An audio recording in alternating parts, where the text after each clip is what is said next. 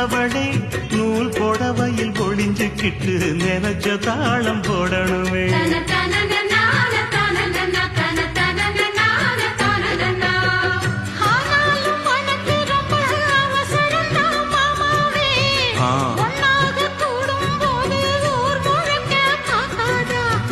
பார்த்தாலும் தவறு இல்ல பனியுறங்கும் ரோசாவே, உன்னால சொத்த வச்ச மூக்குலதான் வைக்காதா.